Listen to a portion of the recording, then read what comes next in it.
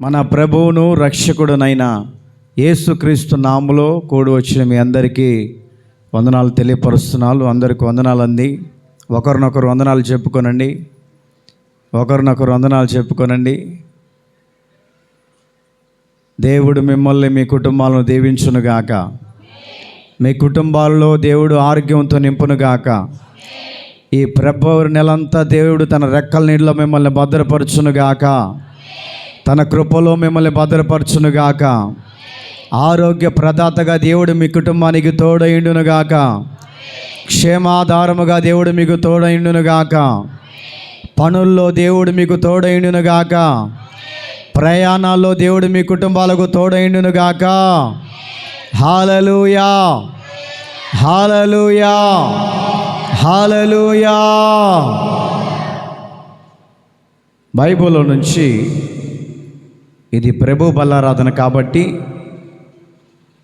మొదటి ఆదివారం కాబట్టి ఈ నెలకు సరిపడు వాగ్దాన సందేశం, ఈ నెలంతటికి కావలసినటువంటి వాగ్దానం దేవుడు మనకు అనుగ్రహించి ఉన్నాడు. గత రాత్రి ప్రభు బలలో ప్రభా ఏం వాక్యం చెప్పాలని ప్రార్థన చేసుకున్నప్పుడు దేవుడు నాకు ఈ వాక్యాన్ని గుర్తు చేశాడు. ఈ వాక్యముతో నీ ప్రజలను ధైర్యపరచు, ఈ వాక్యముతో వారిని బలపరచు అని నా దేవుడు నాకు ప్రేరేపణ కలిగించినప్పుడు, ఆ ప్రేరేపణను బట్టి ఈ వాక్యాన్ని మీ మధ్యలోకి తీసుకురావడం జరిగింది.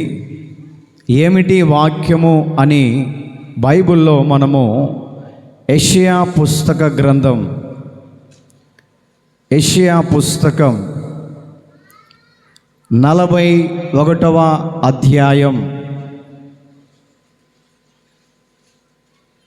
10వ వాక్యాన్ని మైకులో చదవండి. చదవగలిగిన వారు మైకు తీసుకొని చదవండి. యెషయా పుస్తకం. ఎవరైనా ఇంకా వచనాన్ని తీయకపోతే, చదువు రాకపోతే పక్కనాలతో తీపించుకోనండి. నీవు నా దాసుడవనియు.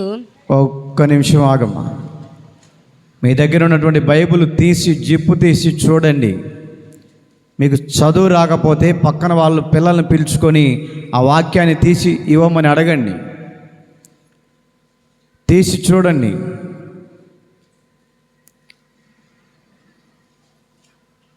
తెలియని వారికి తీసి చూపించండి అమ్మా, చదువు వచ్చిన పిల్లలు.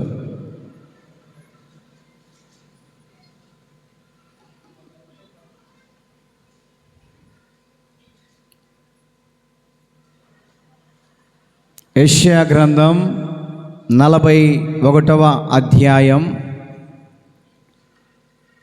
10వ వాక్యాన్ని చదువుకుందాం. ఇప్పుడు చదువమ్మా. నీవు నా దాసుడవనియు. నీవు నా దాసుడవనియు. నేను నిన్ను ఉపేక్షింపక. నేను నిన్ను ఉపేక్షింపక. ఏర్పరచుకొంటిననియు. నేను నీతో చెప్పి ఉన్నాను. నేను నీకు తోడై ఉన్నాను. భయపడకుము, నేను నీ దేవుడనై ఉన్నాను. దిగులు పడకుము, నేను నిన్ను బలపరుతును. దిగులు పడకుము, నేను నిన్ను బలపరచెదను. నీ ప్రక్కనున్న వాళ్ళు సెకండ్ తీసుకొని చెప్పు ఈ వాగ్దానాన్ని. దిగులు పడకుము. చూసుకోండి, ఒకళ్ళ మొక్కలు ఒకళ్ళు చూసుకోండి. దేవుని సన్నిధిలో ప్రేమ కలిగి ఉండాలి. మనం చెప్పాలి. అక్కడ రాయబడినటువంటి మాట నేను చెప్తాను, మీరు చెప్పండి. సెకండ్ తీసుకొని చెప్పండి. దిగులు పడకుము. నాకెళ్ళి కాదు, వాళ్ళకెళ్ళి చూసి చెప్పండి. దిగులు పడకుము, నేను నిన్ను 10,000 రూపాయలు ఇచ్చి, ఎంత? 10,000 ఇచ్చి నేను నిన్ను. అట్లా కాదు వాక్యం. దేవుని వాక్యం ఏమని రాయబడిందంటే, దిగులు పడకుము, నేను నిన్ను బలపరచుదును, బలపరచుదును, బలపరచుదును. అదే వాక్యం మీద చేపెట్టుకొని కళ్ళు మూసుకోనండి. నేను ప్రార్థన చేస్తాను మీకోసం. కళ్ళు మూయండి. మహాగణుడా, పరిశుద్ధుడా, ప్రేమగల తండ్రి, కృప కలిగిన దేవా, నీకు వందనాలు చెల్లిస్తూ ఉన్నాం.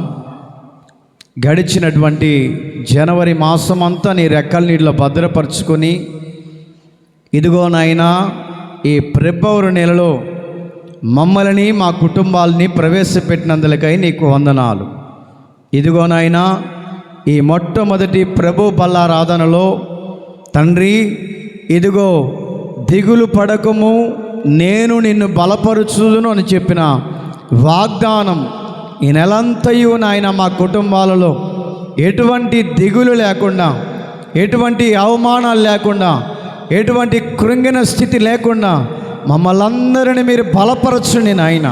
మా కుటుంబాలను బలపరచండి నాయన. మాకు కలిగిన దానిని బలపరచండి నాయన. మాకు కలిగినటువంటి పిల్లలను మీరు బలపరచండి నాయన. తోబుట్టి వారి కుటుంబాలను, బంధువులందరినీ బలపరిచి నీ కృపలో ఒక్కొక్కరిని భద్రపరిచి నామానికి మాత్రమే మహిమ తెచ్చుకోమని యేసు నామములో ప్రార్థించి వేడుకొనుచు ఉన్నాము తండ్రి. ఆమేన్. ఇట్టి వాగ్దానం ఈ నెలంతటిలో మీకు బలమైన కార్యములు చేయునుగాక. హల్లెలూయా, హల్లెలూయా, హల్లెలూయా. ఎందుకు ఈ మాట మీ మధ్యలో చదివించానంటే, ఒకరినొకరు వాక్యంతో బలపరుచుకోవటానికి, ఒకరినొకరు ఆత్మీయ జీవితంలో బలపరుచుకోవటానికి, ఒకరినొకరు ఆత్మీయ జీవితంలో కృంగిపోతున్నప్పుడు, నీరసిల్లిపోతున్నప్పుడు, భక్తి జీవితంలో వెనకబడుతున్నప్పుడు ఒకరినొకరు వాక్యము ద్వారా మిమ్మల్ని బలపరుచుకోవటానికి ఈ మాటలు మీ ద్వారా పలికిచ్చాను. ఈ మాటలు దేవుడు మీతో పలికిస్తూ ఉన్నాడు. ఆ వెనక కుక్క వచ్చింది, ఎలిషా నీ ఫ్రెండ్ వచ్చింది చూడరా, తీసుకెళ్ళి దాన్ని కట్టి తీసపో. ఊరు దాన్ని ఏడ్చుకోబోతున్నాడు. ఇంకెవరు అరవద్దుక.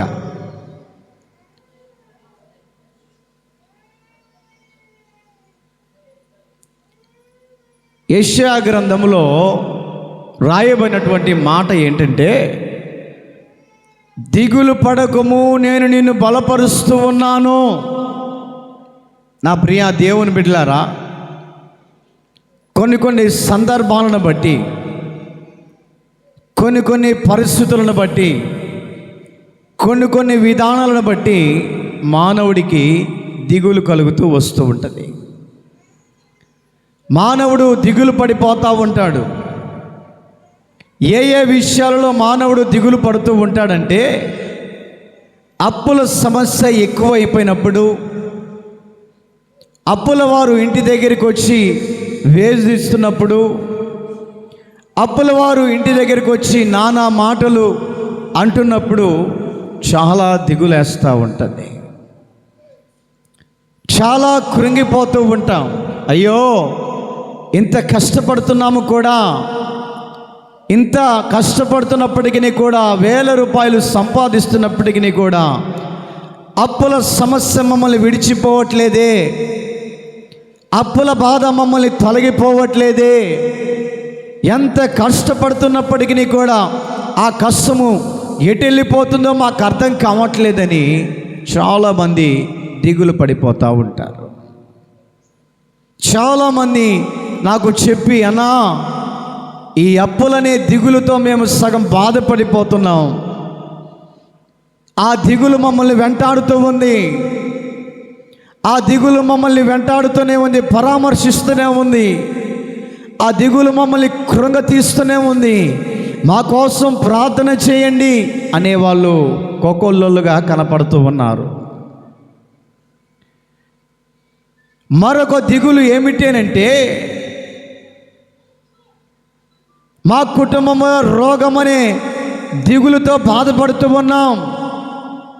పిల్లల విషయాల్లో జ్వరాల ద్వారానో, అనారోగ్య పాలయ్యో, రకరకాల వ్యాధుల మధ్యలో, రకరకాల జబ్బుల మధ్యలో, డాక్టర్లకు కూడా అసాధ్యమైనటువంటి జబ్బుల మధ్యలో, డాక్టర్లు కూడా చేతులు వెదేసినటువంటి పరిస్థితుల మధ్యలో మేము దిగులు పడిపోతున్నాం. మా కోసం ప్రార్థించండి, మా కోసం దేవుని దగ్గర కన్నీళ్లు కార్చండి, మా కోసం దేవుని దగ్గర ప్రలాపించండి అని దిగులు మధ్యలో ఎంతోమంది కోకొల్లలుగా నాకు కనపడుతూ ఉన్నారు.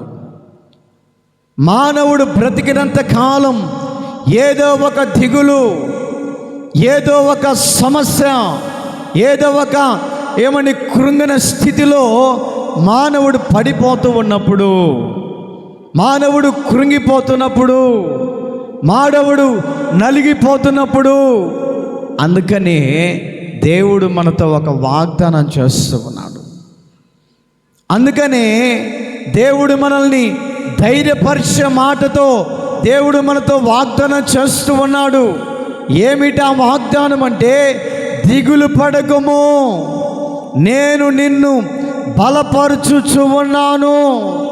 దిగులు పడకము, నేను నీ కృంగిన స్థితిలో నుంచి లేవనెత్తుతాను.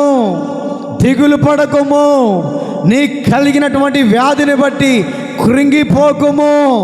దిగులు పడకము, నీకు కలిగినటువంటి కష్టమును బట్టి దిగులు పడక, నేను నిన్ను బలపరుస్తానని, నేను నిన్ను అభయమిస్తానని, నేను నిన్ను ఉన్నతమైన స్థితికి తీసుకొని పోతానని వాగ్దానము చేయుచున్నాను అని దేవుడు ఈ మిట్ట మధ్యాహ్న వేళలో దేవుడు మనతో మాట్లాడుతూ ఉన్నాడు.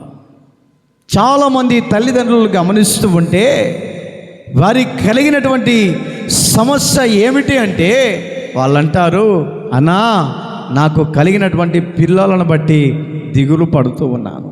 ఏమైంది? చెప్పిన మాట వినట్లేదు. ఏమైంది? దారి తప్పి వెళ్ళిపోతున్నాడు.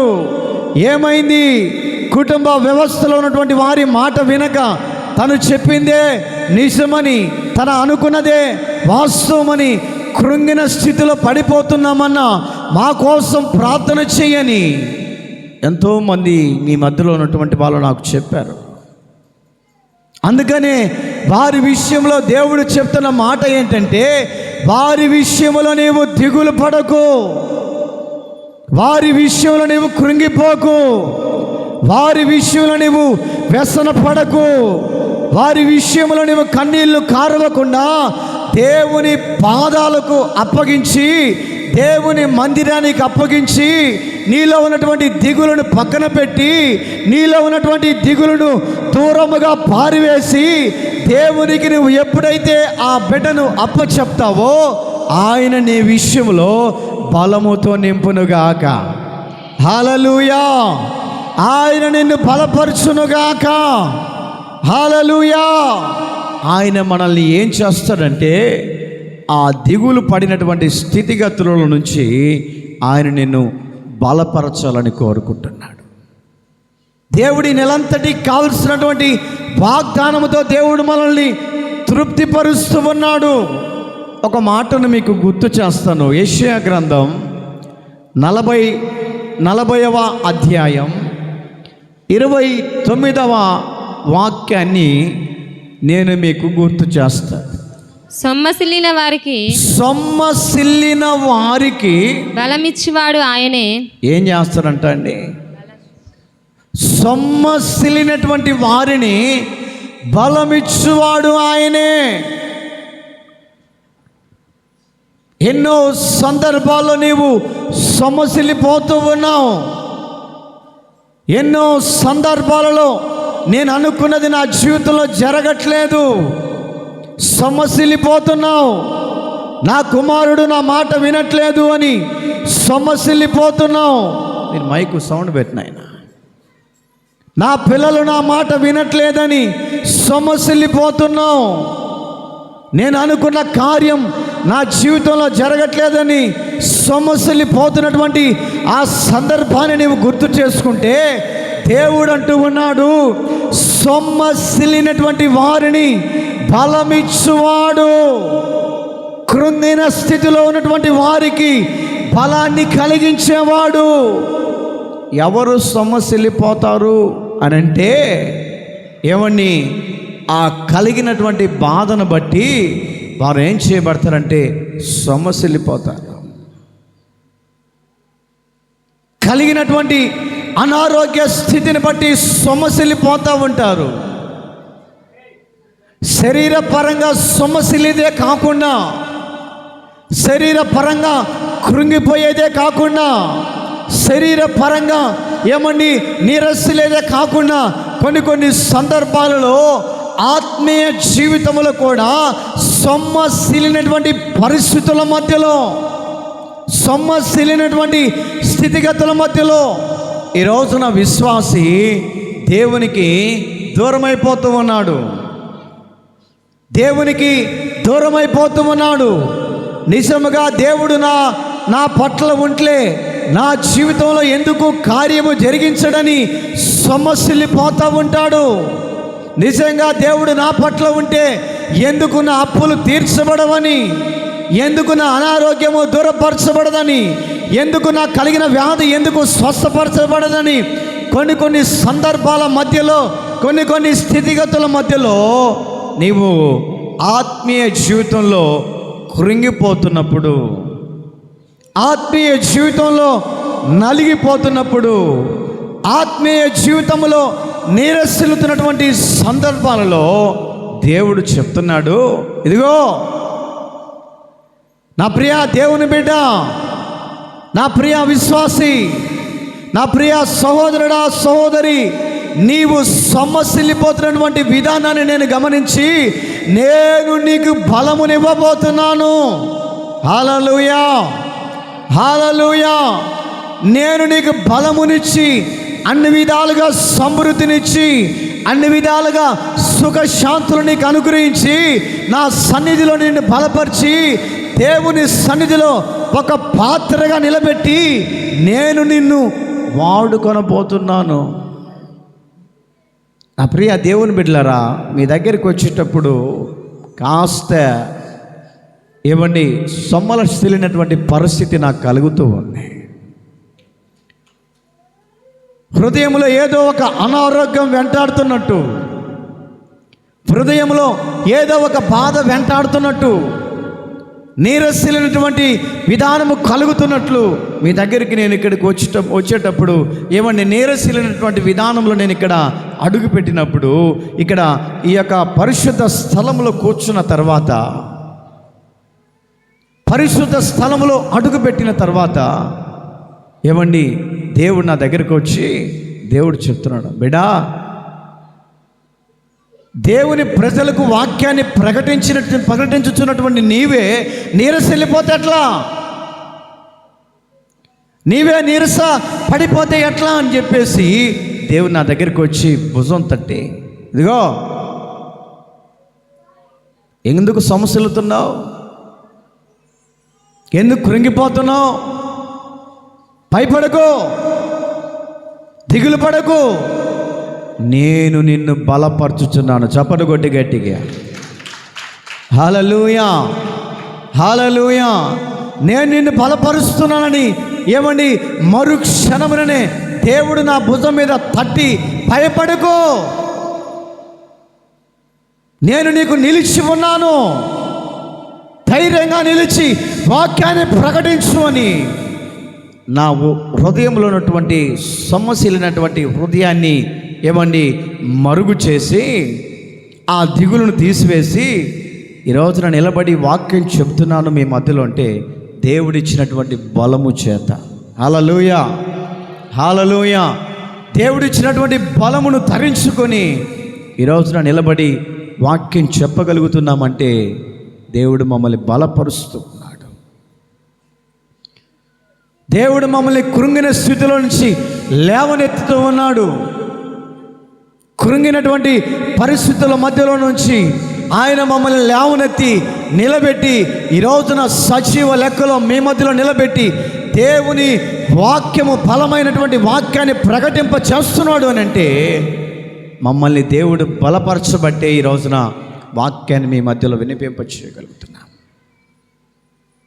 దేవుడు ఎవరిని బలపరుస్తాడు?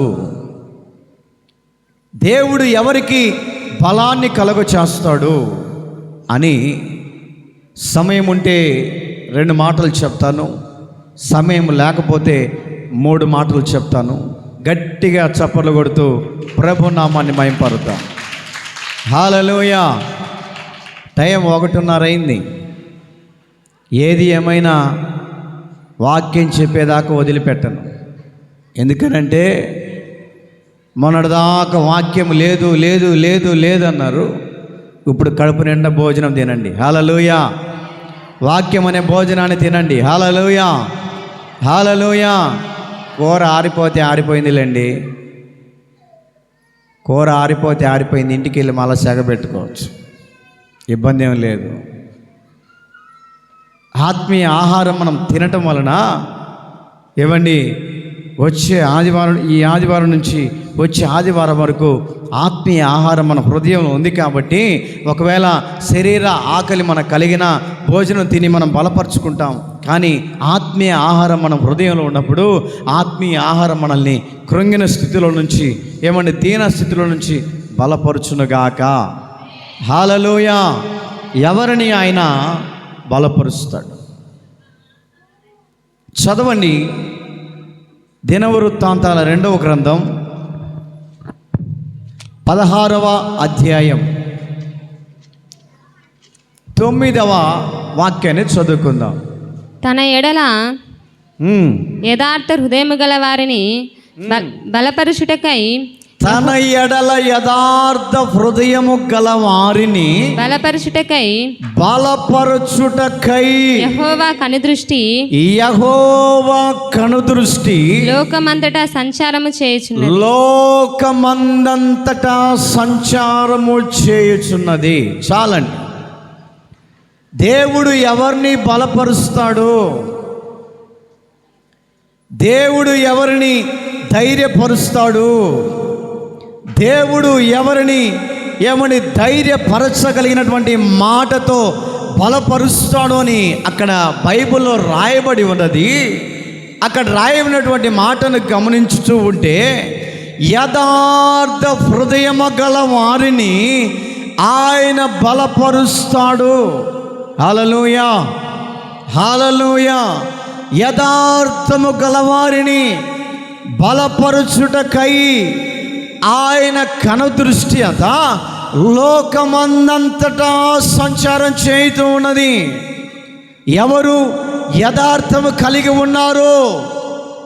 ఎవరు దేవుని దృష్టికి యథార్థంగా కనపడుతూ ఉన్నారు? ఎవరు దేవుని దృష్టి పరిధిలో యథార్థ ప్రవర్తనను కలిగి ఉన్నారు? ఎవరు దేవుని దృష్టికి యథార్థంగా దేవుని మందిరానికి వస్తున్నారు? ఎవరు యథార్థమైనటువంటి మాటలు పలుకుతున్నారు? ఎవరు యథార్థమైనటువంటి మనస్సును కలిగి ఉన్నారు? ఎవరు యథార్థ హృదయాన్ని ధరించుకున్నారు అని యేసు క్రీస్తు ప్రభుల వారట లోకమందంతటా తన సంచారాన్ని చూస్తూ ఉన్నాడట. భూమి మీద ఎవరు యథార్థంగా ఉన్నారో లేరో, నా యందు యథార్థతను కలిగి ఉన్నారో లేదో, నా యందు భయభక్తులు కలిగి ఉన్నారో లేదో, నా యందు నిష్కపటులుగా ఉన్నారో లేదో, నా యందు యథార్థ హృదయము కలిగి శుద్ధ హృదయము కలిగి మంచి మనస్సాక్షి కలిగి ఎవరు ఉన్నారో లేరో అని అంట అక్కడ రాయబడినటువంటి మాటను గమనిస్తూ ఉంటే ఆయన కనుదృష్టి లోకమందంతటా సంచారం చేస్తూ ఉంది. లోకమందంతటా సంచారం చేస్తూ ఉంది. మీలల్లో ఒక్కొక్కరిని లేపి అడిగితే యథార్థంగా ఉన్నావా అని అంటే చెప్పే మాట ఏంటంటే, అయ్యా నేను యథార్థంగా లేనయ్యా, నేను యథార్థంగా లేను. దేవుని దృష్టికి నీ విధానం ఎలాగుందంటే యథార్థంగా నేను లేను అని ఏమండి కొన్ని సందర్భాలను బట్టి, మనకు కలిగినటువంటి బాధలను బట్టి, మనకు కలిగినటువంటి అవమానాలను బట్టి, మనకు కలిగినటువంటి వ్యాధులను బట్టి, మనకు కలిగినటువంటి విధానాలను బట్టి దేవుని దృష్టిలో నేను యథార్థంగా లేనని నిజంగా మనం ఒప్పుకుంటాం. దేవుని దృష్టిలో నేను ఒక చిన్న పురుగు లాంటి వారినని ఒప్పుకుంటాం. మరి ఎవరు యథార్థంగా ఉన్నారు? దేవుడు యథార్థవంతుల దగ్గరికి రావాలని దేవుడు తన దృష్టిని పెట్టి ఎవరు యథార్థంగా ఉంటారో వారిని బలపరచడానికి దేవుడు రావాలని కోరుకుంటున్నప్పుడు, మన హృదయంలో యథార్థత అనేది కనపడకపోతే, యథార్థ జీవితం అనేది కనపడకపోతే, యథార్థ ప్రవర్తన కనపడకపోతే దేవుడు మనల్ని ఏ విధంగా బలపరుస్తాడు? ఏ విధంగా దేవుడు మనల్ని ఏమండి కృంగిన స్థితిలో నుంచి లేవనెత్తుతాడు? ఏ విధంగా మన ఆత్మీయ జీవితాన్ని బలపరుస్తాడు?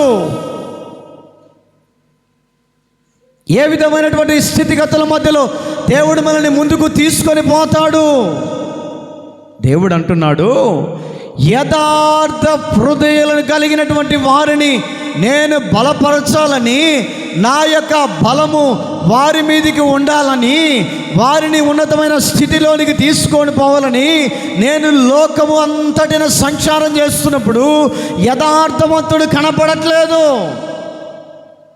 మనం ఎవరిమి అనంటే యథార్థవంతులము కాదండి. కొన్ని పరిస్థితుల ప్రభావాలను బట్టి మాట తప్పుతూ ఉంటాం. కొన్ని స్థితిగతులను బట్టి దేవునికి దూరం అవుతూ ఉంటాం. కొన్ని స్థితిగతుల మధ్యలో ఉన్నప్పుడు ఏమని దేవుని యథార్థతను మనం ఏం చేసుకుంటుంటామంటే దూరం చేసుకుంటూ ఉంటాం.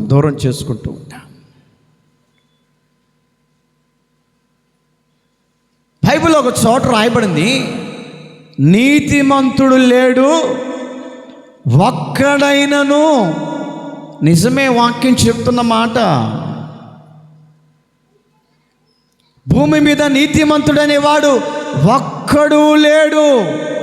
ఒకవేళ నీతిమంతుడనేవాడు ఉన్నాడు అని అంటే అది యేసు క్రీస్తు ప్రభువుల వారు తప్పక ఏమని మరొక దేవుడు లేడని వాస్తవంగా నేను చెప్పగలను. ఆయన ఎవరు అంటే యథార్థ ప్రవర్తన కలిగినటువంటి దేవుడై ఉన్నాడు. యథార్థమైనటువంటి జీవితాన్ని చేసే దేవుడిగా ఉన్నాడు. యథార్థమైనటువంటి మాటను పలికే దేవుడిగా ఉన్నాడు. ఏ విధము చేతనైనా తన యొక్క కను దృష్టి లోకములో యథార్థవంతులు ఉన్నారో లేరో అని ఆయన కను దృష్టి లోకమందంతటా సంచారం చేస్తున్నప్పుడు ఒక్కడైనా నీతిమంతుడు కనపడట్లేదట. ఒక్కడైనా యథార్థవంతుడు కనపడట్లేదు. దేవుడు మన వ్యక్తిగత జీవితాలను పరీక్షించుకుంటున్నప్పుడు, మనకు మనమే దేవుని సన్నిధిలో ఏమని పరీక్షించుకుంటున్నప్పుడు ఏ కోణాలలో కూడా మన హృదయంలో మంచి లేని పరిస్థితి, ఏ కోణాలలో దేవునికి స్థానం లేని పరిస్థితి, ఏ కోణాలలో దేవుని భక్తికి మార్గములు నడిపించబడే విధానాలు ఏ కోణాల్లో కనపడని పరిస్థితుల మధ్యలో మనము ఈ లోకంలో నడిపించబడుతున్నాం. ఈ లోక పయనములో నడిపించబడుతున్నాం. యథార్థతను కోల్పోయినటువంటి స్థితిగతుల మధ్యలో నడిపించబడుతున్నాం. యథార్థతను దూరం చేసుకున్నటువంటి విషయంలో కోల్పోతూ ఉన్నాం. అందుకనే దేవుని కనుదృష్టి అంతా యథార్థవంతులు ఎవరున్నారు? మనకు మనమే చెప్పుకుంటే కుదరదు నేను యథార్థవంతుడిని. నీ గురించి, నీ యథార్థత గురించి, నీ భక్తిని గురించి ఎదుటివారు సాక్ష్యం చెప్పగలగాలి. ఇతడు దేవుని సన్నిధిలో యథార్థవర్తనుడు అని. యథార్థంగా ప్రవర్తించే వ్యక్తిని ఎదుటి వ్యక్తులు మన గురించి సాక్ష్యం చెప్పినప్పుడు ఆ సాక్ష్యం మనల్ని ఏం చేస్తుందంటే మోక్ష రాజ్యానికి తీసుకుని వెళుతుంది. కారణం ఏంటో తెలుసా?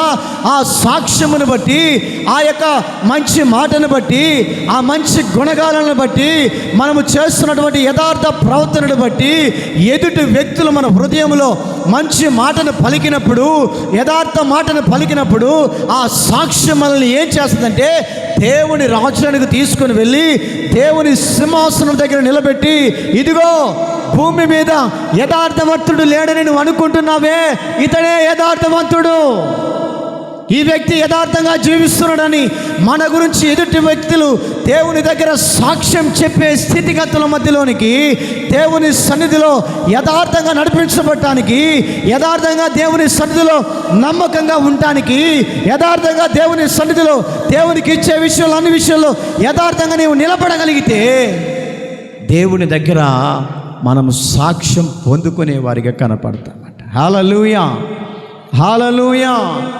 ఏ ఘోషణ మన హృదయంలో యథార్థత లేకపోతే మనం చేస్తున్నటువంటి భక్తి వ్యర్థమే. మనం చేస్తున్నటువంటి భక్తి వ్యర్థమే. మనం చేస్తున్నటువంటి భక్తిలో యథార్థత కనపడాలా. కల్ముషమైనటువంటి భక్తిని మనం చేయకూడదు.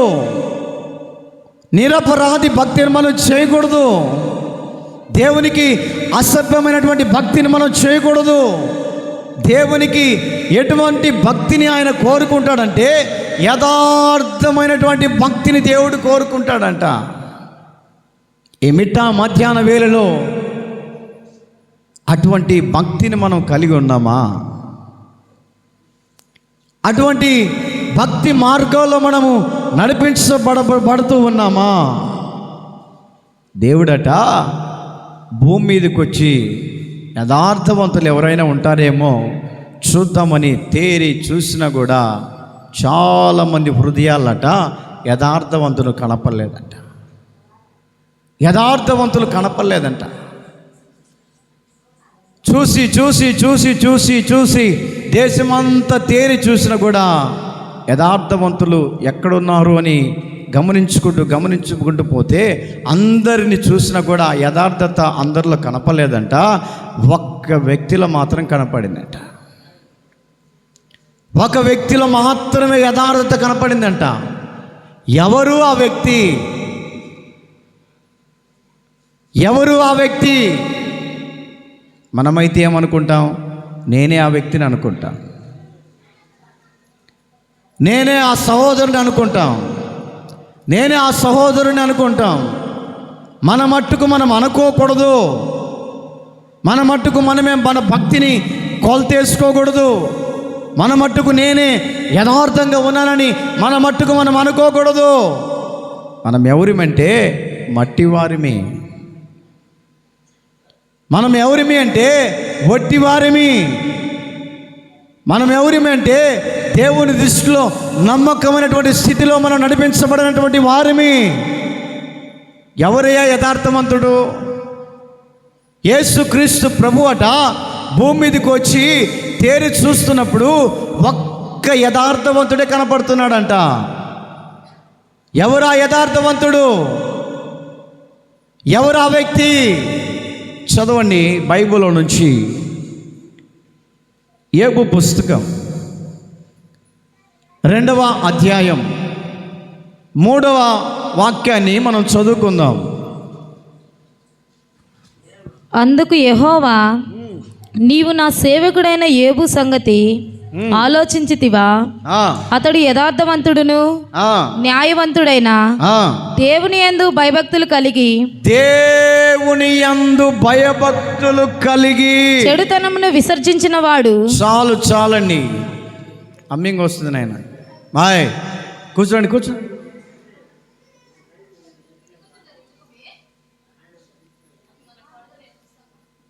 ఇంకెవరు ఆలోచన చేయకూడదు.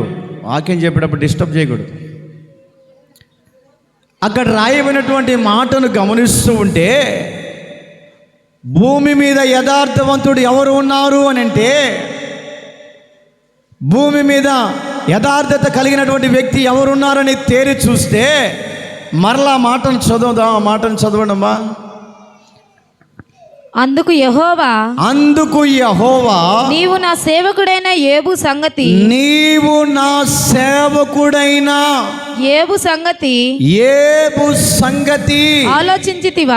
ఆలోచించితివా. చాలండి. నా సేవకుడైనటువంటి యోబు సంగతి ఆలోచించితివా. ఎవరిని అడుగుతున్నాడైనా? ఎవరిని అడుగుతున్నాడు? సాతాను అడుగుతున్నాడు దేవుడు. రే సాతానా,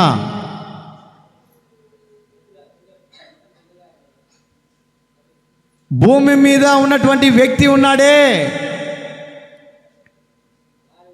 భూమి మీద భక్తి చేస్తున్నాడే, భూమి మీద నా సేవకుడైనటువంటి యోబు గురించి ఆలోచన చేసితివా? దేవుడు చెప్తున్నాడు సాతానుతో, సాతానా, యోబు ఎవరో తెలుసునా? అతని గురించి ఆలోచన చేసావా? మాకు తెలుసులేనయ్యా. ఏందో సాక్ష్యం చెప్తున్నావు అతని గురించి. అతని సాక్ష్యం ఏంటో ఒకసారి అతను నాకు అప్పగించు. తన సాక్ష్యం ఏమిటో, తన యథార్థత జీవితం ఏమిటో, తన భక్తి ఏంటో నేను తేల్చుకుంటాను అని అపవాదైనటువంటి సాతాను దగ్గరికి వెళ్ళి, ఆ అపవాదైనటువంటి సాతాను దేవుడి దగ్గరికి వెళ్ళి అడుగుతుందంట. దేవుడు అంటున్నాడు, ఆ వ్యక్తిని విషయంలో నేను చెప్తున్నటువంటి సాక్ష్యం ఏంటంటే అతడు యథార్థవంతుడు. సాతాను అంటది, చాలే యేసు ప్రభువా, నువ్వు చెప్పిన మాటలు చాలే, నువ్వు చెప్పిన కాడికి చాలే, అతని సంగతి నేను తేల్చుకుంటా, నన్ను వదిలిపెట్టు. అతని పరిస్థితి ఏంటో నాకు వదిలిపెట్టు, అతని స్థితిగతి ఏంటో నాకు వదిలిపెట్టి నేను చూసుకుంటా. దేవుడు అన్నాడు, సరే వదిలిపెట్టేస్తాను. దేవుడు అంటున్నాడు, వదిలిపెట్టేటప్పుడు అతని నీవు కదిలించలేవు. హల్లెలూయా, హల్లెలూయా. అతని నీవు కదిలించలేవు. సాతాను అంటది, వదిలిపెట్టి చూడయా. యోబునట సాతానికి అప్పచెప్పాడట, యోబా, నీవు నా పట్ల ఎంతో యథార్థం కలిగి ఉన్నావు కదా, ఆ యథార్థత ఏంటో అపవాదికి తెలిసేటట్లుగా నీవుండు. నీలో ఉన్నటువంటి మంచితనం ఏందో నీ గురించి నేను అపవాది దగ్గర సాక్ష్యం చెప్పాను రా యోబు, నీ గురించి మంచివాడని చెప్పాను, నువ్వు యథార్థవంతుడు అని చెప్పాను, నా మాటను నువ్వు నిలబెట్టు. ఏమంటాడు, అయ్యా నేను చూసుకుంటాను. అపవాదైన సాతాను దగ్గరికి వచ్చేట రావటము తన యథార్థతను ఏమండి అవమానపరచడానికి, తన యథార్థతను దేవుని దృష్టికి ఏమండి అసహ్యంగా మార్చబడటానికట అతనికి ఏం చేశాడంటే ఏమండి కురుపులు పెట్టాడంట. కురుపులు పెట్టాడంటే ఏంటి ఆ కురుపులు అంటే? గజ్జి. ఈ యొక్క యోబు బజార్లోకి వెళ్ళి ఏమంటే చేతులు పెట్టి గీక్కుంటూ ఉంటాడు. బజారుకి వెళ్ళినా కూడా ఏమండి బస్ స్టాండ్లో ఉన్నా కూడా ఏమండి సమాజంలో ఉన్నా కూడా అందరితో మాట్లాడుతున్నా కూడా గజ్జితోటి అల్లాడిపోతూ ఉన్నాడు. ఏ విధమో చేతనైనా అపవాది సాతాను ఏమంటే అతనికి ఒక గజ్జిని పెట్టి ఆత్మీయతలో నుంచి దూరం చేయటానికి, ఆత్మీయతలో నుంచి ఏమంటే తొలగించటానికి. ఈ రోజున కొన్ని సందర్భాల్లో నా ప్రియ దేవుని బిడ్డలారా, మనకు ఏమండి అనారోగ్యాలు వాటిల్లుతున్నాయనంటే ఏమండి దేవుని దగ్గర నేను నిలవనీయకుండా, దేవుని దగ్గర నేను నిలబెట్టనివ్వకుండా, ఈరోజు నీకు కలుగుతున్నటువంటి అనారోగ్యానికి గల కారణం ఏంటంటే నీవు భక్తిలో ఎదుగుతుంటే అపవాది అయినటువంటి సాతాను ఓర్వలేక నిన్ను ఏ విధము చేతనైనా భక్తిలో నుంచి ఏమండి దాటింప చేయడానికి, ఏ విధము చేతనైనా దేవుని మందిరానికి రానివ్వకుండా అనారోగ్యంతో ఇంట్లో పడుకోబెట్టడానికి, అనారోగ్యంతో నిన్ను కృషింప చేయడానికి, అనారోగ్యంతో నిన్ను బాధింప చేయడానికి అపవాది చేసే ప్లాన్ ఏంటంటే, నేను ఏ విధము చేతనైనా అనారోగ్య పాలు చేస్తే ఆదివారం మందిరానికి పోదు కదా, ఏ విధము చేతనైనా ఆదివారమే నష్టాన్ని కలిగిస్తే మందిరానికి పోదు కదా, నీకు కష్టాన్ని కలగజేస్తే ఆదివారం మందిరానికి పోనివ్వకుండా ఆ కొద్దిసేపు నీకు ఏమండి అనారోగ్యం పెడుతుంది. ఆ కొద్దిసేపు ఏ విధం చేతనైనా నిన్ను దేవుని మార్గంలో నడవనివ్వకుండా. నేను ఎప్పుడు గమనిస్తుంటానండి, ఆదివారం వస్తేనే ఏమండి 8 గంటల నుంచి 10 దాకా తలంత పోటు పడుతుంది నాకు. అది ఆదివారమే, మళ్ళీ సోమవారం ఉండదు, మంగళవారం ఉండదు, బుధవారం ఉండదు, ఆఖరికి శనివారం కూడా ఉండదు. ఆదివారం వస్తేనే 8 గంటల నుంచి 10 దాకా. ఎవరి సమయం ఇది? సైతాన్ సమయం. ప్రార్థనకు పోనీయకుండా, ఏమండి వాక్యం తీసుకొని ఎంత చదవాలని ముందుకు వెళ్ళినా కూడా తలంత పోటుతోటి, తలంత ప్రతి ఆదివారం జరిగే విధానం చెప్తున్నా నేను. ప్రతి ఆదివారం ఇదే పరిస్థితి. 8 గంటల నుంచి 10 దాకా ఆరాధనకు టైం అవుతుంది, రెడీ కావాలని కూర్చోవాలని, ఏమండి స్నానం చేసి రెడీ అవ్వాలని ఏమని నేను అనుకుంటున్న సందర్భంలో తలంత పోటుతో ఏమండి అల్లాడిపోతూ ఉంటా. ఆ తలపోటుతోటి కాసేపు పడుకుందాం అని చెప్పి పడుకొని నిద్రపోతే ఏమండి మళ్ళా వాక్యానికి మందిరానికి టైం అవుతుందని చెప్పేసి లేచి మళ్ళా స్నానం చేద్దామని పోయేసరికి తలంత పోటు. ఎంతో అనారోగ్యంతో బాధిస్తూ ఉంటుంది నన్ను. ఏ విధము చేతనైనా దేవుని సన్నిధానానికి వెళ్ళాలని ఏమండి ఈ అపవాది వేసే తంత్రాలను నేను గమనించి, ఓహో అపవాది వేస్తున్న తంత్రం ఇది, ఆదివారం వస్తేనే ఇలా జరుగుతుంది కాబట్టి ఇది అపవాది క్రియ అని చెప్పేసి ఏ విధము చేతనైనా ఏమండి నిర్లక్ష్యపడకుండా, నేను నా సంఘానికి వెళ్ళకపోతే నేను దేవుని దృష్టిలో చాతగాన్ని అవుతానేమో అని, నా దేవుని దృష్టిలో దేవుడు నా పట్ల చేసినటువంటి కార్యాలు దేవుడు నా దృష్టిలో చేయకుండా ఉంటాడేమో అని చెప్పేసి నా దేవుడి ద్వారా నేను సాక్ష్యాన్ని పొందుకోవాలని ఎంత తలపోటు వచ్చినా కూడా ఏమండి అప్పటికప్పటికి లేచి ఏమండి తయారై మందిరానికి వచ్చేటప్పుడు నీరసంగా ఉంటుంది ఒళ్ళంతా. దేవుని మందిరంలో అడుగు పెట్టేంత వరకు వాళ్ళంతా నీరసంగా ఉంటుంది. కారణం ఏంటంటే అపవాదైనటువంటి సాతాను దేవుని యొక్క సేవకుణ్ణి గలిబిలి చేయటానికి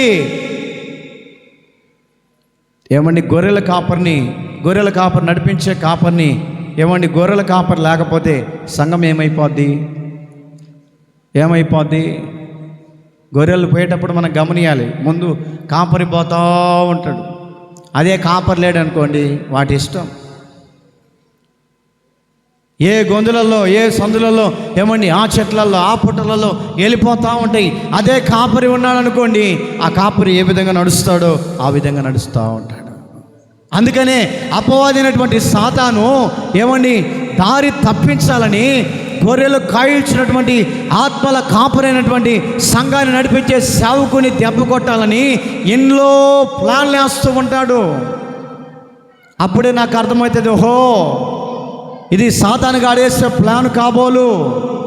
సాతానుగాడు ఏ విధంగా చేతనైనా అనారోగ్యంతో దెబ్బతీయటానికి, అనారోగ్యంతో కృంగతీయటానికి ప్లాన్ చేస్తున్నాడని నేను మెలుకు కలిగినటువంటి వాడని గమనించుకొని అదేం చేస్తుంది నన్నేం చేస్తుందని దేవుని సన్నిధానానికి త్వరపడి వడివడిగా రెడీ మందిరంలోకి వచ్చిన తర్వాత ఇక్కడికి వచ్చి మోకరించి ప్రార్థన చేసుకుంటే తలనొప్పి ఎట్టబోతుందో తెలియదు. ఎట్టబోతుందో తెలియదు. కారణం ఏంటంటే ఆత్మీయ జీవితంలో నీవు ఏమండి అభివృద్ధి పొందనివ్వకుండా అపవాదైనటువంటి సాతాను వేసే ప్లాన్లు ఈ విధంగా ఉంటాయి. అందుకనే దేవుడు చెప్తున్నటువంటి సాక్ష్యం ఏంటంటే, ఇదిగో సాతానా భూమి మీద ఒకే ఒక యథార్థవంతుడు ఉన్నాడు, నా యందు ఎంతో మంచితనాన్ని కలిగి ఉన్నాడు, నా యందు ఎంతో భయభక్తులు కలిగి ఉన్నాడు, ఆ వ్యక్తి సంగతి నీవు ఆలోచించితివా? మందిరానికి వచ్చేటప్పుడే పనులు వస్తాయి. ఏంటి బ్రదర్ ప్రార్థనకు రాలేదంటే, అబ్బా అర్జెంటు పని అయిందన్న, అర్జెంటుగా వేరే వాళ్ళు కాల్ చేస్తే వెళ్ళానన్నా, కొద్దిసేపు దేవుని మందిరంలో 1 గంట కూర్చొని వెళ్ళొచ్చు కదంటే, అబ్బా లేదన్నా చాలా బిజీ బ్రదర్. కొద్దిసేపే కదా దేవుని మందిరంలో 1 గంట కదా నువ్వు కూర్చున్నది, ఆ గంట సేపు దేవుని సన్నిధిలో ఆరాధన చేసుకుని వెళ్ళాలంటే అన్నా ఇంపార్టెంట్ కాల్ అన్నా. దేవునికి మించిన ఇంపార్టెంట్ కాల్ నీకు ఉందంటే అది నీకు నష్టాన్ని కలిగించేదే కాపోదు.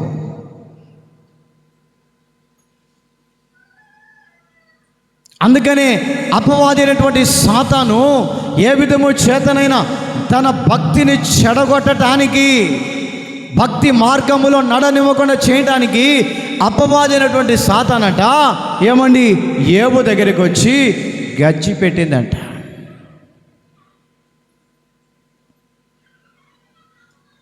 గజ్జి పెట్టి ఏమండి సమాజంలో తిరుగుతున్నప్పుడల్లా ఏమండి ఆ గజ్జితోటి కురుపులతోటి ఏమండి చిల్ల పెంకు తీసుకొని ఏమండి గీక్కుంటున్నప్పటికీ కూడా యోబట దేవుణ్ణి వదిలిపెట్టలేదంట. హల్లెలూయా, హల్లెలూయా, హల్లెలూయా. దేవుని యథార్థతను విడిచిపెట్టలేదు. అందుకని అక్కడ రాయబడినటువంటి మాటను చూస్తే యోబు గురించి దేవుడు సాక్ష్యం చెప్తున్నాడు. ఈ భూతలమంతా వెతికి చూస్తున్నాడు దేవుడు, యథార్థవంతుడు ఎవడున్నాడు, యథార్థవంతుడు ఎవడున్నాడని. ఏమండి ఈ భూతలము ఏమండి భూత అద్దము పెట్టి తీరి చూస్తూ ఉండేసరికి యథార్థవంతుడు కనపడ్డాడంట. ఆ యథార్థవంతుడు ఎవడయ్యా అంటే యోబు. యోబు విషయంలో దేవుడు ఇంత సాక్ష్యం చెప్పడానికి గల కారణం ఏంటంటే, దేవుడు ఇష్టానుసారుడిగా యోబు దృష్టిలో ఉన్నాడు కాబట్టి, దేవుని దృష్టిలో యోబు ఉన్నాడు కాబట్టి, దేవుని పరిధిలో యోబు నిలిచి ఉన్నాడు కాబట్టి, యోబు విధానం ఏమండి దేవుని దృష్టికి అంగీకారంగా ఉంది కాబట్టి, యోబు గురించి సాక్షాత్తు యెహోవా దేవుడు సాక్ష్యం చెప్తున్నాడు. నా బిడ్డ అయినటువంటి యోబు గురించి ఆలోచించితివా? అక్కడ రాయబడినటువంటి మాటను గమనిస్తూ ఉంటే యోబట యథార్థవంతుడు. ఎలాంటి వంతుడు అంటండి? యథార్థవంతుడు.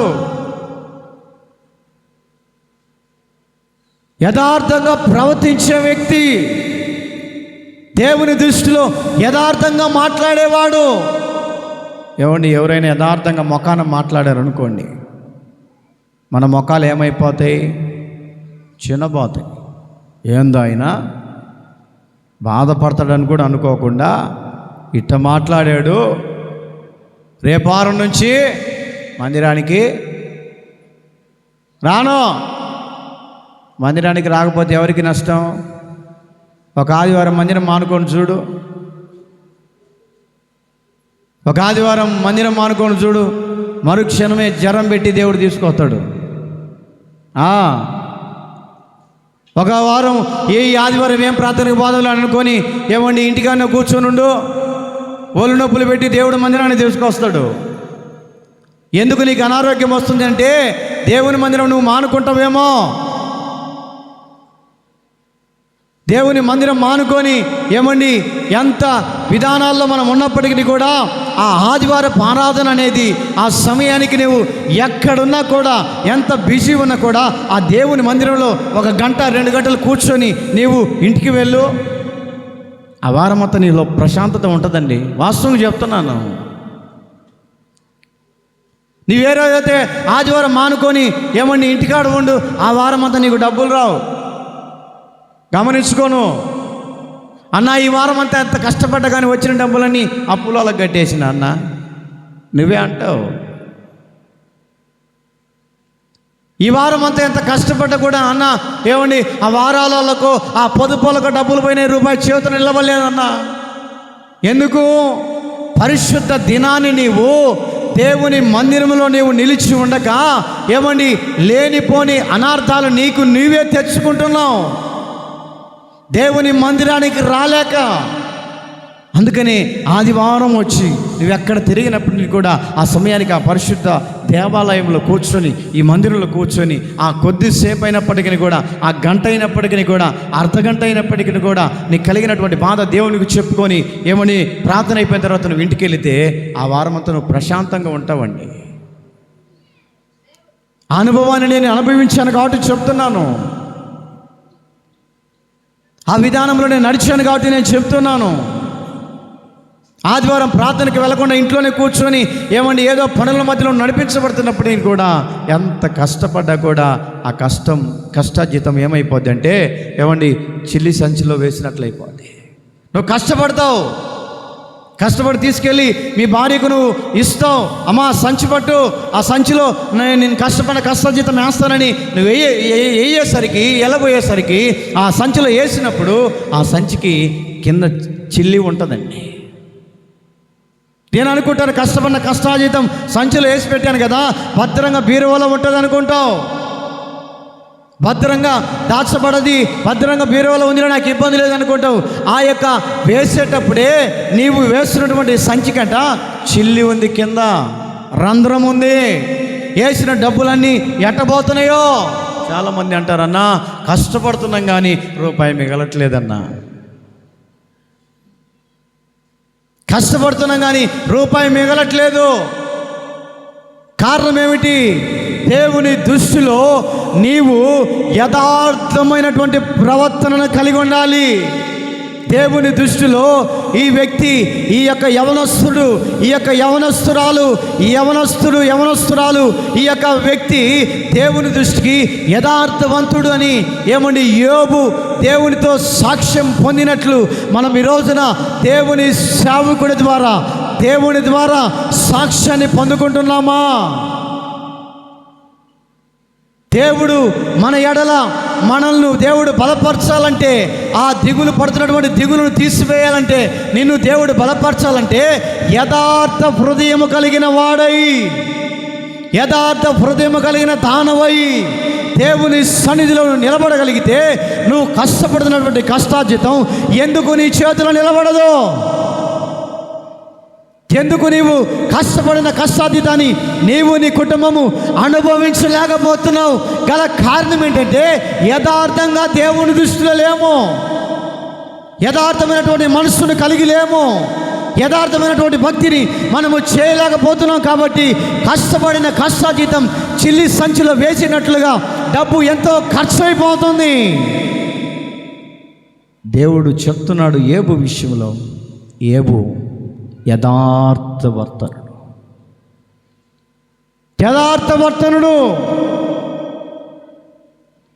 ఈ మిట్ట మధ్యాహ్న వేళలో నా ప్రియ దేవుని బిడ్డలారా, దేవుని దృష్టికి నీవు యథార్థవంతుడిగా దేవుని ద్వారా నువ్వు సాక్ష్యం పొందగలుగుతున్నావా?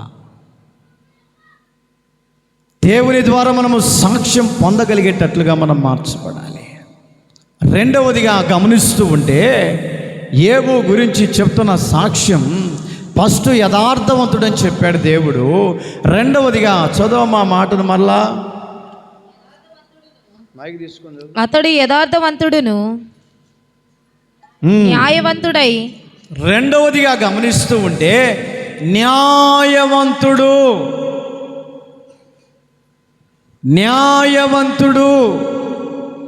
దేవుడు చెప్తున్న సాక్ష్యం ఏంటంటే న్యాయవంతుడు. బైబిల్లో ఒక చోట రాయబడింది, అన్యాయంగా సంపాదించినటువంటి సొమ్ము అట రెక్కలొచ్చి ఎగిరిపోవును. రెక్కలొచ్చి ఎగిరిపోవును. ఏ విధంగా అయితే పక్షికి రెక్కలు వస్తాయో, రెక్కలు వచ్చిన తర్వాత ఆ పక్షి ఏ విధంగా అయితే ఎగిరిపోతూ ఉంటుందో, అన్యాయంగా సంపాదించే ఆ యొక్క సంపాదన కూడా రెక్కలొచ్చి ఎగిరిపోతాయంట. దేవుడు యోబు విషయంలో చెప్తున్న సాక్ష్యం ఏంటంటే న్యాయవంతుడు.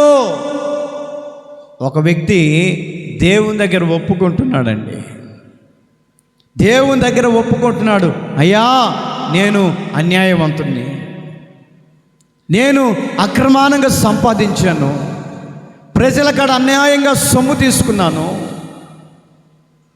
ఏమండి, 2 రూపాయలకు వడ్డీ తీసుకోవాల్సిన వ్యక్తిని 5 రూపాయలు తీసుకున్నాను. కాబట్టి నేను అన్యాయంగా సంపాదించినటువంటి సొమ్ములో ఏమండి అనేక మందికి ఎవరి దగ్గర అయితే అన్యాయంగా తీసుకున్నానో నేను 5 వంతులు చెల్లిస్తానని దేవుని దగ్గర బ్రతిమలాడుకుంటున్నాడంట. ఎవరు ఆ వ్యక్తి? చదవండి, లూకాసు వార్త 19వ అధ్యాయం 8వ వాక్యం. లూకాసు వార్త 19వ అధ్యాయం 8వ వాక్యం. జక్కయ్య నిలువబడి ఇదిగో ప్రభువా, నా ఆస్తిలో సగము బీదలకిచ్చుచున్నాను, నా ఆస్తిలో సగము బీదలకిచ్చుచున్నాను, నేను ఎవని యొద్ద అయినను అన్యాయముగా దేనినైనా తీసుకున్న ఎడల అతనికి 4 వంతులు మరలా. ఎన్ని వంతులు అంట అండి? 4 వంతులు అంట. మనోడు ఏం చేస్తాడో తెలిసిన? ఇన్కమ్ ట్యాక్స్ ఆఫీసర్, పన్నులు వసూలు చేసే వ్యక్తి. 100 రూపాయలు పన్నుంటే ఏమండి పక్కన 0 చుట్టేవాడట. పక్కన 0 చుట్టినప్పుడు 100 పక్కన 0 చుడితే ఎంత చెప్పండి? 1000 రూపాయలు. 100 పక్కన ఏమన్నా ఇంకో 0 చుడితే ఎంత వస్తుంది? 1000 రూపాయలు వస్తుంది. 100 రూపాయలు ఇన్కమ్ ట్యాక్స్ కట్టవలసినటువంటి వ్యక్తుల దగ్గర ఈ వ్యక్తి పక్కన ఏమండి 0 పెట్టించి 1000 రూపాయలు వసూలు చేస్తున్నాడు. అంటే 100 మాత్రము గవర్నమెంట్ ట్యాక్స్కి పోతుంది, 900 మాత్రం ఇతను సంపాదించుకుంటున్నాడు. అందుకనే ఆ వ్యక్తి ప్రజల దగ్గర అన్యాయంగా సంపాదించాడని బైబిల్లో రాయబడింది. ఒక ప్రక్కన యోబు విషయంలో దేవుడు సాక్ష్యం చెప్తున్నాడు. ఏమని అంటే న్యాయంగా ఉన్నాడు. ఈ వ్యక్తి మాత్రం అన్యాయంగా సంపాదిస్తున్నాడట.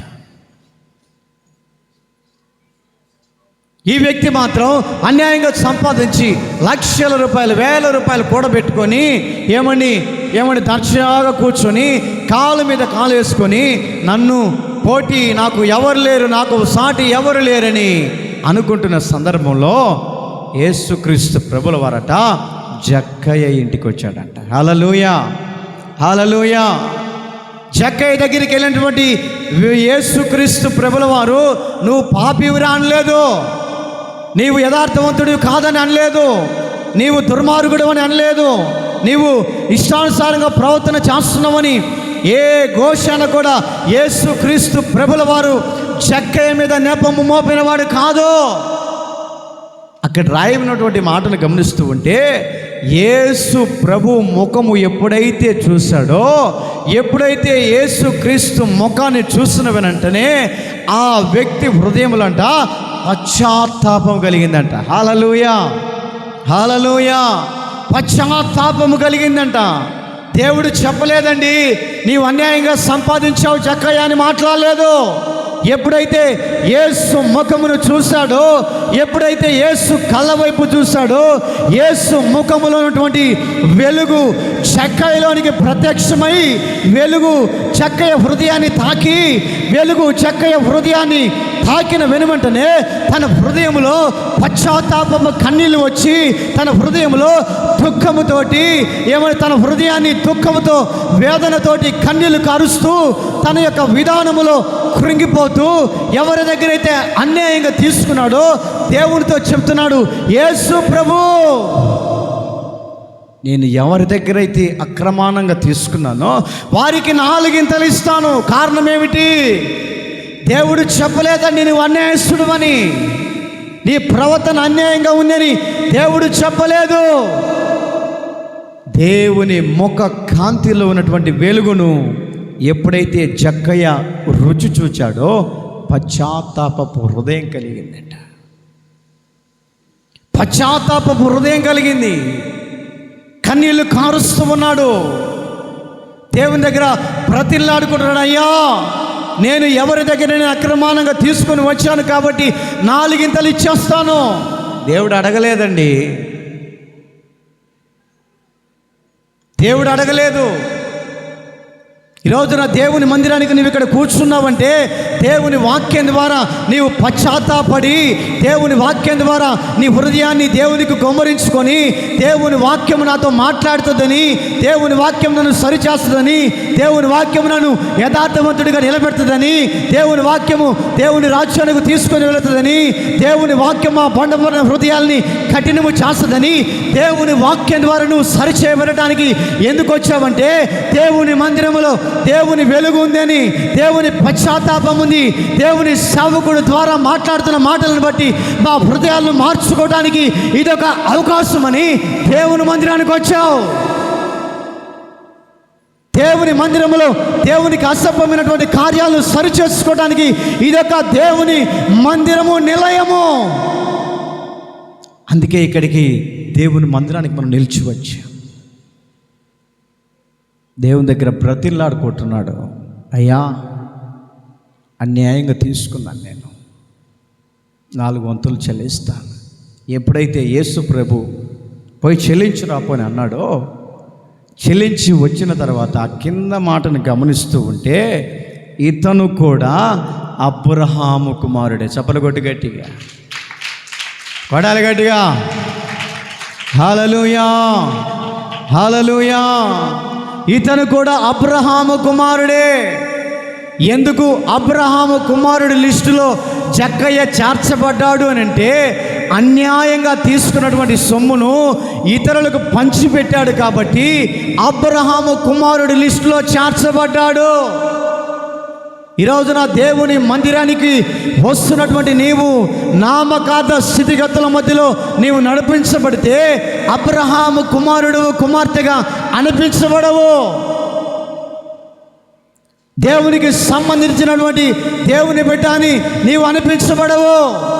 దేవుని సన్నిధానానికి వచ్చిన నీవు, దేవుని సన్నిధానానికి వచ్చినటువంటి నీవు, దేవుని సన్నిధిలో నీకు కలిగినటువంటి వాక్య హెచ్చరికను బట్టి దేవుడు వాక్యం ద్వారా హెచ్చరించినప్పుడు ఆ హెచ్చరికకు లోబడి ఆ విధంగా దేవుని సన్నిధిలో పశ్చాత్తాప హృదయం కలిగి, దేవుడు నన్ను హెచ్చరించాడు, దేవుడు నన్ను బుద్ధి చెప్పాడని ఆ కన్నీళ్ళ ప్రవాహములో నీకు కలిగిన పశ్చాత్తాపము కొట్టుకొని వెళ్ళేటట్లుగా దేవుని వాక్యమైనటువంటి దేవుడు నీతో వాక్యంతో మాట్లాడి నేనేం చేస్తానంటే సరి చేస్తాడు, సరిదిద్దుతాడు. అందుకే దేవుని వాక్యం నిన్ను ఏమండి గద్దించినప్పుడు, హెచ్చరించినప్పుడు, బుద్ధి చెప్పినప్పుడు దేవుని వాక్యానికి లోబడి, దేవుని వాక్యానికి అంటుకట్టుకొని, దేవుని వాక్య ప్రకారం మన జీవితాన్ని ఎప్పుడైతే కొనసాగించుకుంటామో నీవు కూడా దేవుని యొక్క అబ్రహాము కుమారుడి లిస్టులో నీవు ఉండగలుగుతావు. ఆ లిస్టులో నువ్వు చేర్చబడతావు. కింద మాట చదువు, ఆ మాట అక్కడ నీవు కూడా అబ్రహాము కుమారుడివే అనే మాట ఉంటుంది. అబ్రహాము కుమారుడే, ఈతను అబ్రహాము కుమారుడే. ఎందుకనగా ఎవరంటున్నారు ఆ మాట? ఎవరంటున్నారండి? యేసు ప్రభు అంటున్నాడు. యేసు ప్రభు సాక్ష్యం చెప్తున్నాడు. మొదటిగా యథార్థవంతుడు ఎవరు అని భూతలమంతా చూసినప్పుడు యోబు మాత్రమే కనపడ్డాడు. రెండవదిగా గమనిస్తూ ఉంటే దేవుని దృష్టిలో జక్కయ్య కూడా కంటపడ్డాడట. జక్కయ్య కూడా కంటపడ్డాడు. మరి దేవుని దృష్టిలో మనము న్యాయమైనటువంటి విధానాన్ని మనము చేయగలుగుతున్నామా? న్యాయమైనటువంటి విధానం. నేను ఆటో తోలేటప్పుడు ఏమండి చాలామంది వస్తూ ఉంటారు, అయ్యా పలానా చోటకు పోవాలని. ఏమండి పక్క ఆటో అడిగి వస్తారు. వాళ్ళు ఎంత చెప్తారో తెలుసా? 70 రూపాయలు చెప్తారు. పలానా చోటకు పోవాలి 70 రూపాయల అని చెప్పేసి వాళ్ళు ఏమండి బాధపడి నా ఆటో దగ్గరికి వచ్చి అడుగుతారు, అయ్యా పలానా చోటకు పోవాలి, ఎంత తీసుకుంటావు? 40 రూపాయలు ఇమ్మని అడుగుతా. ఆమె ఎంబటే కూర్చొని పాని అని పోతూ నాకు చెప్తుంది, అయ్యా పలానా ఆటో అడిగాను, 70 రూపాయలు అడిగాడయ్యా. నువ్వు చాలా మంచోడులాగా నువ్వు 40 రూపాయలు తీసుకుంటున్నావు బాబు, నువ్వు దీర్ఘాయుష్మంతుడు అవుతావయ్యా అని ఆమె చెప్తా ఉంటుంది నాతో. అందుకనే మనము అక్రమానంగా సంపాదించిన సంపాదన రెక్కలు వచ్చేటట్లుగా ఎందుకు వెళ్ళిపోతున్నాయంటే ఆ సంపాదన నిలబడదు.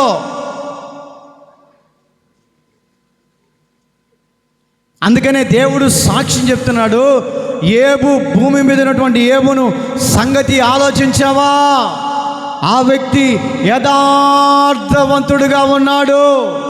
ఆ యథార్థవంతుల లిస్టులో నీవు ఉండావో లేదో తెలుసుకో. యథార్థమైనటువంటి జీవితాన్ని ఏమని కలిగి ఉంటున్నావో లేదో ఏమని నీవు గమనించుకోవాలి. దేవుడు మనకిచ్చినటువంటి యజమానుడి విషయంలో, భర్త విషయంలో నీవు యథార్థమైన జీవితాన్ని కలిగి ఉండాలి. ఏమండి నన్ను ఎవరు చూడట్లేదులని ఏమండి తప్పుడు మార్గాల్లో మనం వెళ్ళగలిగితే పరలోకమైనటువంటి దేవుడు చూస్తాడు. భర్త అయినా కూడా, భార్య అయినా కూడా ఏమండి భార్య భర్తల మధ్యలో యథార్థత అనేది కనపడాలి. ఏమండి భర్త అయినా కూడా నా భార్య చూడట్లేదని దారి తప్పి నువ్వు పోతున్నట్లయితే యెహోవా కనుదృష్టి భూమి మీద సంచారం చేస్తుంది. నన్ను ఎవరు చూడట్లేదని తప్పుడు మార్గాల్లో నువ్వు నడుస్తున్నావేమో, నన్ను ఎవరు గమనించట్లేదని తప్పుడు మార్గాల్లో ఒక పురుషుడు కానీ స్త్రీ కానీ వెళుతూ ఉందంటే నన్ను గమనించట్లేదని నీవు ఏమైనా నడిపించబడుతూ ఉన్నావేమో. పరలోకం ఉన్నటువంటి దేవుని కనుదృష్టి అంట సంచారం చేస్తూ ఉంది. జాగ్రత్త. చూసే దేవుడు ఉన్నాడని నమ్మకాన్ని కలిగి ఉండు. నువ్వు ఒకవేళ భార్య అయినప్పటికీ కూడా నీ యజమానుడి దృష్టిలో న్యాయమైనటువంటి ప్రవర్తన కనబడాలా. నీ యజమానుడి దృష్టిలో నమ్మకమైన వ్యక్తిని కనపడాలి, పేరు పొందుకోవాలి. ఈ భూమి మీద ఉన్నటువంటి ఏమంటే భార్యాభర్తల మధ్యలోనే యజమానుడి దగ్గర మనకు సాక్ష్యం లేకపోతే కనిపించని యేసయ్య దగ్గర సాక్ష్యాన్ని ఏ విధంగా పొందగలుగుతాం? ఏ విధమైనటువంటి సాక్ష్యాన్ని మనము దేవుని ద్వారా పొందగలుగుతాం? కుటుంబ యజమానురాలు దగ్గరనే, కుటుంబ యజమానుడి దగ్గరనే మనము యథార్థత జీవితాన్ని చేయకపోతే ఆ సాక్ష్యము ఎంతవరకు సాధ్యమవుతుంది? దేవుని వాక్యం చెప్తుంది, నీవు అబ్రహాము కుమారుడిగా మార్చబడాలంటే, ఆ అబ్రహాము కుమార్తెగా నువ్వు మార్చబడాలంటే న్యాయమైనటువంటి ప్రవర్తనను, న్యాయమైనటువంటి ప్రవర్తనను మనం చేసేవారిగా కనపడాలి. హల్లెలూయా, హల్లెలూయా. సర్వాంగ సుందరా సగుణ శేఖరా యేసయ్యా నిన్ను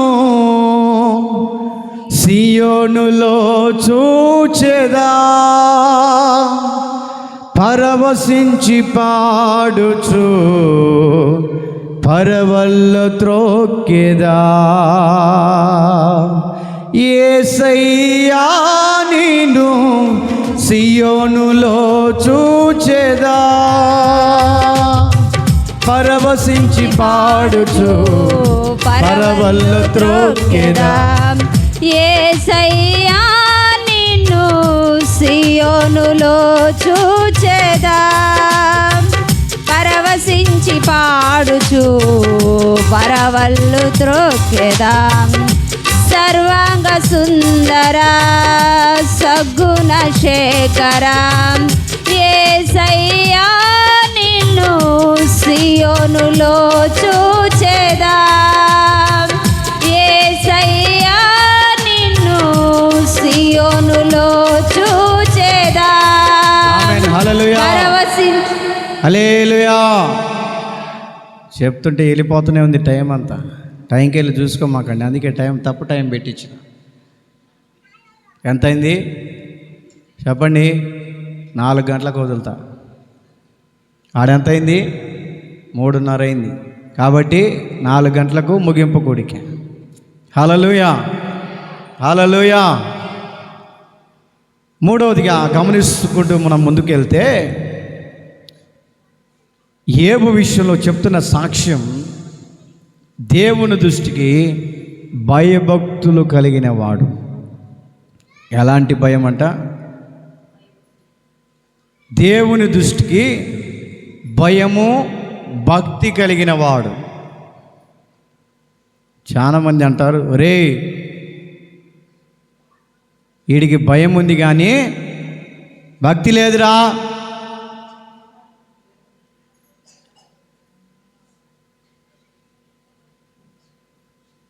కొందరిని భక్తి ఉంది కానీ వీడికి భయమో లేదో.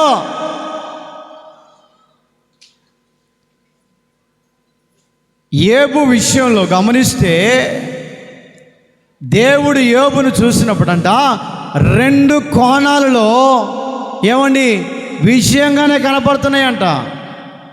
2 కోణాలలో ఏమండి ప్లస్ మాటలు మాత్రమే కనపడుతున్నాయంట, మైనస్ కనపడట్లే. యోబు నా దృష్టికి భయము భక్తి కలిగిన వాడు, భయము భక్తి కలిగిన వాడు. ఈ రోజున ఆత్మీయ జీవితంలో నడిపించబడే వ్యక్తులము భయం ఉండాలి, భక్తి ఉండాలి. కొంతమందికి భక్తి ఉంటే భయం ఉండాలి, కొంతమందికి భయం ఉంటే భయం లేని కోడి ఏడగుడ్డు పెట్టిందంట. భయం లేని కోడి బజార్లో గుడ్డు పెట్టిందంట. దీనికి భయం ఉండదు. అరే ఇంట్లోకి వెళ్ళి మట్టసంగా ఈ కోడికి ఇంట్లోకి పోయి శుభ్రంగా నా కోసం గంప పెట్టారే, ఆ గంప కిందికి వెళ్ళి కోడి గుడ్డు పెడదామనే ఆలోచన లేదు దీనికి. ఏడబడితే ఆడనే. నన్ను ఏం చేస్తారో తెలిసిన 4 రోజులు చూసి, ఒరే ఇది భయం లేకుండా గుడ్డు పెడుతుంది ఏడబడితే ఆడని చెప్పి కొత్తకాయ కోసి శుభ్రంగా కూర వండుకొని అంటారు. ఏం చేస్తాం? అలివి కాకపోతే ఏం చేస్తాం? వరిగొడ్లను కూడా గమనియాల. మందలో పోయేటప్పుడు అలివి కాకుండా తిరుగుతూ ఉంటుంది. వాటిని పొడవు నీటిని పొడవను పొడుతూ ఉంటే ఒరే ఇది అలివి కావట్లేదు అని చెప్పేసి మెడకి ఏం చేస్తాం? పెద్ద కర్ర కట్టి ఇంత లావుడిది గుదేబండ అంటారు, గుదేబండ. అది నడుచుకుంటూ పోతే టపామని ఆ కాలు తగులుతుంది, ఈ కాలు తగిలినప్పుడు ఏమో సక్కరంగా పోతే బాగుంటుంది, ఆ కర్ర నా మోకాలు బాగా పగల కొడుతుందేమని చెప్పి ఏమండి యవనస్తుల పిల్లల విషయాల్లో కూడా అంతే. ఇంట్లో మాట వినకపోయారనుకో ఎక్కువ శాతం ఆడపిల్లలు మంచివాళ్ళండి, చాలా మంచివాళ్ళు ఆడపిల్లలు. మగపిల్లలు కొన్ని సందర్భాల్లో అలివి కాకుండా తిరుగుతుంటారు. అంటే పెద్దవాళ్ళు అంటారు, ఒరే వీడికి పెద్ద గుజెబండ కడితే కానీ అలివి గారు అంట. అలివి కానప్పుడు చేయాల్సిన పని అదే. ఇంకా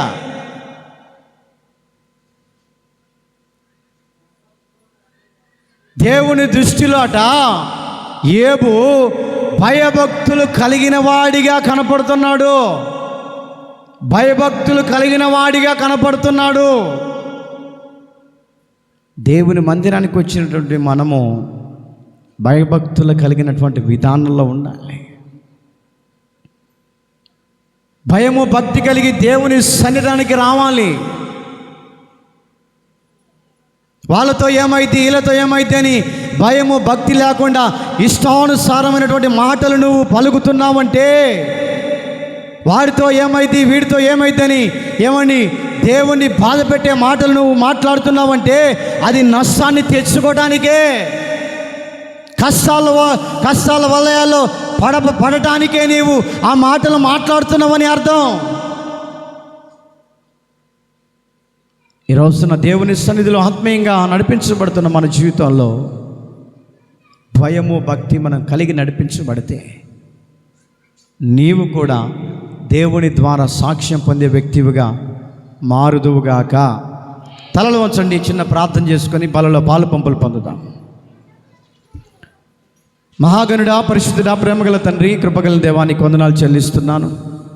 ఇదిగోనైనా నీ వాక్యాన్ని ప్రభా నీ బిడ్డల్లో స్థిరపరచండి, బలపరచండి. ఇదిగోనైనా నీ బలలో పాల్పులు పువ్వులు పొందబోతున్నారు. ఒక్కొక్కరిని నిష్కలంకులుగా పరీక్ష కలిగినటువంటి వారిలో ఇదిగో ఉత్తీర్ణత కలిగిన వారిలో మీరు నిలబెట్టండి నాయన. నీకు స్తోత్రం. పశ్చాత్తాపం కన్నీళ్లతో నీ మరణ పునరుత్థానాలు జ్ఞాపకం చేసుకున్నట్లుగా మీరు సహాయం చేయమని, కృపలో మీరు భద్రపరచుకోమని యేసు క్రీస్తు నామములో ప్రార్థించి వేడుకొనొచ్చున్నాము తండ్రి. ఆమేన్.